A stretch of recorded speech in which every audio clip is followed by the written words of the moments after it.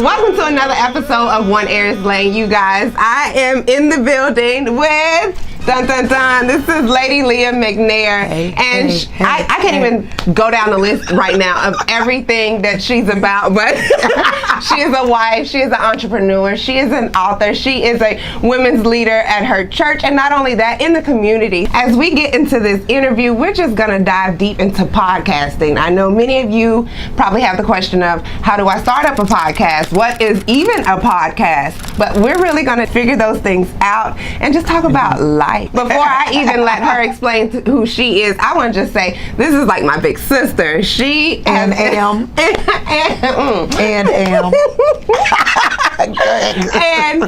she has really just made a big difference in my life. So I want it to be this month, of course, is all about self-love and about self-made women. I wanted to bring someone who inspired me and just get into her life and about what she is and who she is. And let's first off just start talking about who is not Lady Leah, but who is Leah McNair. Leah Hill McNair. My government. Y'all. Listen, first let me say, I'm glad to be here. I'm ecstatic about this moment with my sister, Jessica Ledbetter. Amazing woman that's doing amazing things. And so you in the right place at the right time. Don't turn the channel, the dial, don't do whatever nothing. Keep your phone right where it is. You in the right place. Now, let me tell you who I am. I'm Leah McNair. I'm a wife. I'm a mother, I'm a daughter, I'm a sister, and I'm just a regular old girl from East Orange, New Jersey. That's where I was born. Okay. You wouldn't know it because I got the full country dialect going on here now. But I'm originally from East Orange, New Jersey. My family moved here many, many years ago when I was 11 years old. And I've been here ever since. I am a graduate of North Carolina. Well, I'm not going to say. My boo is a graduate of North Carolina A&T State University. I get pride. But I'm across the street at the University of North Carolina at Greensboro. And so I graduated there with a degree in public health education. I wanted to be a nurse. But when I got in that microbiology class, wow, something said, girl, run for your life. Run for your life. You know, you can't, we're not going to do this. So I switched over to public health education. I imagined that I would be a public health educator working with young girls on how to be abstinent and things like that. That was a great passion of mine, but God had other plans. And so about 1 year after I graduated from UNCG, the Lord put me into full-time ministry. Wow. 1 year. 1 year. So after I worked all that time on that degree, God had other plans. And so that is it's the nucleus of what has brought me here today to all these things that I do. I've been preaching since I was 16 years old. So I'm just a church girl. Churchy. I'm churchy. I'm churchy. There's no other way to say it. I hope this is saying churchy. You know, sometimes the boobage, causes a little stretch. I like to think that I have a lot of boobage. She ain't working that. She ain't working that. And so I'm a churchy girl, and I've been preaching. This year I celebrated 20 years preaching in ministry. Wow. And so it's my passion. My passion is loving people, helping people, encouraging people. That's who I am at the core of me. I'm a pusher. She definitely is. Anytime you get around me, I'm pushing you to do something. If you want to start an ice cream ministry, I'm trying to get all your 31 flavors lined up for you by the time I leave your presence. Tell me what's your flavor. I want all your flavors lined up. I love pushing people. And so that's what's got me here today. That's who I am. Yeah. Just a regular old Jersey girl who loves people. Yeah, and so since I've known you, she's always been an entrepreneur. So to hear that, here it is that in college, thinking about being a nurse, and went to that microbiology class, that this ain't for me. This, you know, it reminds me when I went to Clemson, I just knew I was going to be an animal veterinarian. You look like a veterinarian, though. I was going to be a veterinarian. I love animals. But I got to Clemson, y'all, and they had me on some farms, handling chickens and cows. No, I can't do it. I can't do it. I could see you with just like a horse or something, doing some stuff with a horse. Let me see if I can ride a little bit. And that's about it. That's about it. I like horses for other reasons, for hair, but you like horses for... I do love horses' hair. Now, I seen this horse the other day on social media. It was a black horse. Oh my gosh, and they had this hair braided. Yeah, then you can just... Hair goes. Just make it a wig. Okay, go ahead. We don't want to talk about wigs. Okay, we won't. Snatch out my edges. We talked about that last show, right? We did. Okay. Right. Okay.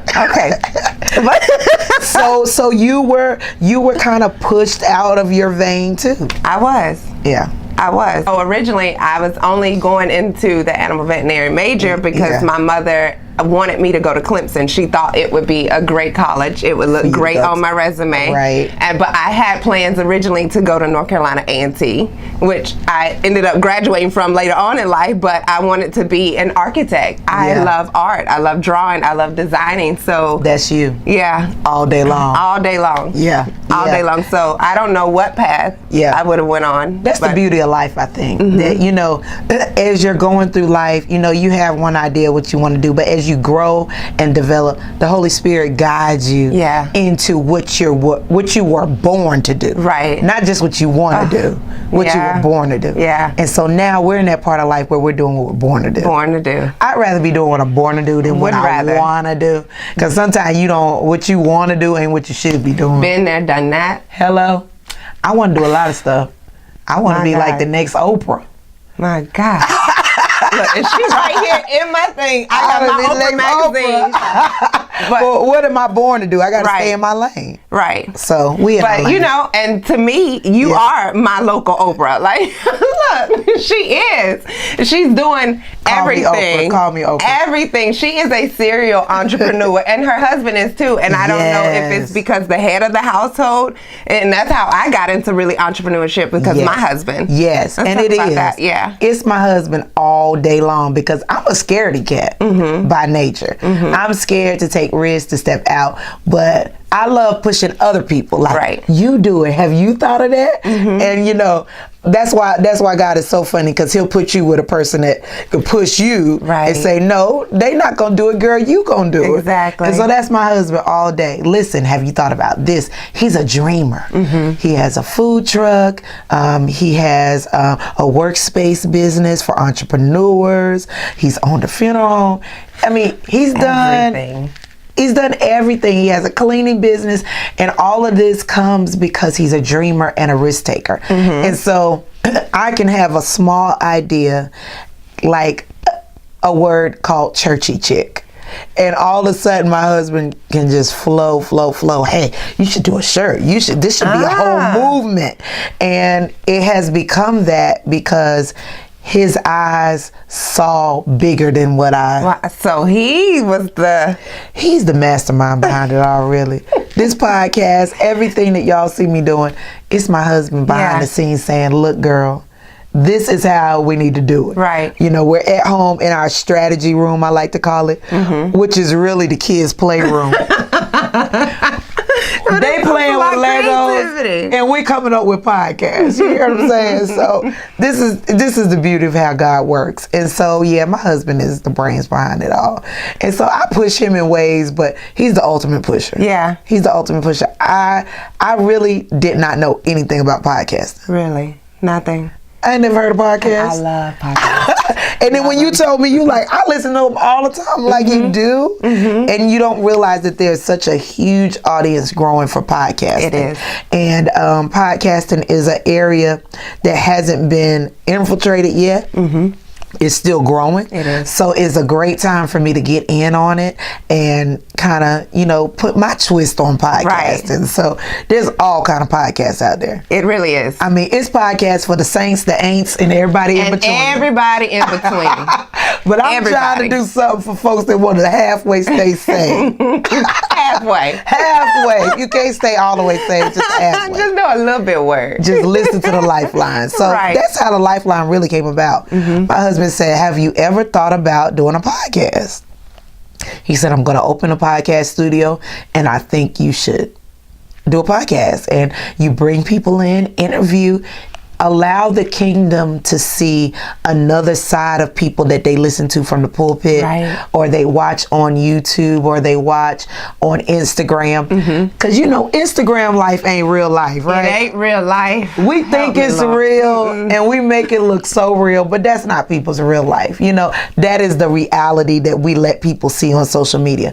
But when you get to talking to people and hear their responses about different things in life, you hear the real deal. Exactly. And I think that helps us as ladies to say, Lord, she's normal just like me. Just like me. She puts her panties on one leg at a time. Just like me. Just like me. There's nobody at her house putting her panties on for her.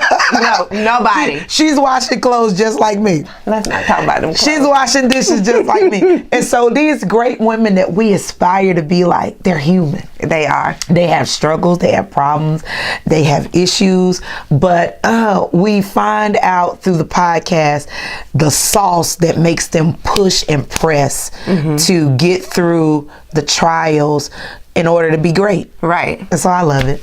That's my goal in it. Helping women to realize I can be great. I can be great. I can do. I like that you said that. And before we actually started recording, I told you that I felt like my YouTube channel, I wanted it to be a place that people could aspire. And in my mission statements, aspire, become, and connect. But you can't aspire with that you don't see.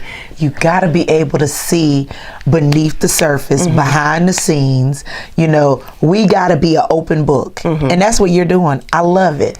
You're an open book, and then you're forcing us to be open books on your show. On my show. She's forcing us to tell all our business, which is good.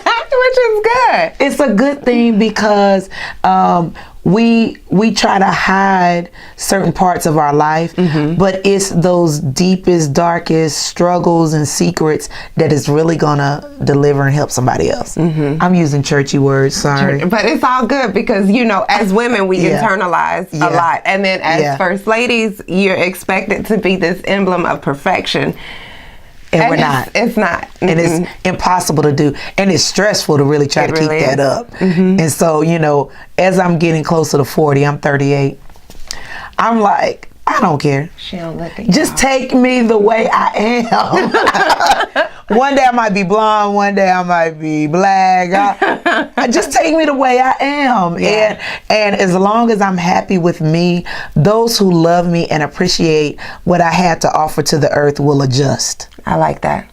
I really do. We ain't adjusting to nobody else. And because in 2018, I was in search of my purpose at Here Birth, One Heiress Lane. But I feel like 2019, God has really been dealing with me because I'm a perfectionist in a sense, especially when it becomes to design and artwork. I'm very critic about lines and all this stuff. And so for me to step out, I felt like, well, I can't start my YouTube channel with just me. Like, I need some other people, but, to come in. But even if it's just you, that's enough. And that's everything that we need.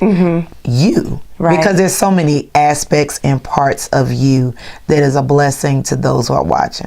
Even me. And that's what I have to keep telling myself. I wrote down in my journal today when God spoke to me, he said, why are you doubting yourself as if you were the one who called you? I called you. Right. She preaching. She got a little bit of preacher in her, y'all. I try to tell her, but she ain't trying to go there. She got a little bit. I'm the one who, you have not chosen me, but I have chosen you to go and bring forth fruit. So that in itself is powerful because we think that we're giving God a yes. I already chose you before you was born. Listen, you're just doing what I set out for you to do in the beginning. Exactly. We have to be willing to do it, but we don't make the choice. He makes the choice. He makes the choice. There's so many options God has, but we should be thankful that he said, I'm going to use you, little girl. Just you. Little old you. Little old you, Jessica and Leah. I'm going to use y'all for my glory. So we got work to do. We got a lot of work to do. I've heard this thing called imposter syndrome since I've been listening to podcasts. And it's where you psychologically doubt yourself and psych yourself out because you feel like you cannot produce or you cannot really be that what you're setting out to be. As if you were a fraud if you were to do it. And so imposter syndrome. You smart. Imposter syndrome. She used a big word. I ain't never heard of that before. I've only heard about it through podcasting, and I hear a lot of women talk about it, especially those who have branched out and started something. Being you. Right. And this is so unique. This is something we've never seen before in this area, what you're doing. So tell her, y'all, don't let her stop. Stay right here. One Heiress lane. We need it. You know what? And yesterday, it was like confirmation. A lot of people don't even know the word heiress. They don't even know the word heir. And so I'm like, oh my gosh, like, heir to the throne. We're coming back to what God created us to be. That's he said that we Abraham, are heirs. yes, and joint heirs. Right. So this is what you were You're preaching again. You were destined to be an heir to the throne of God, an heir to Christ. So we are queens. Next show, we're going to have on crowns. Crowns. Look, she's already invited herself, and it's okay, because we're going to do it next. She coming back. We're going to do it next.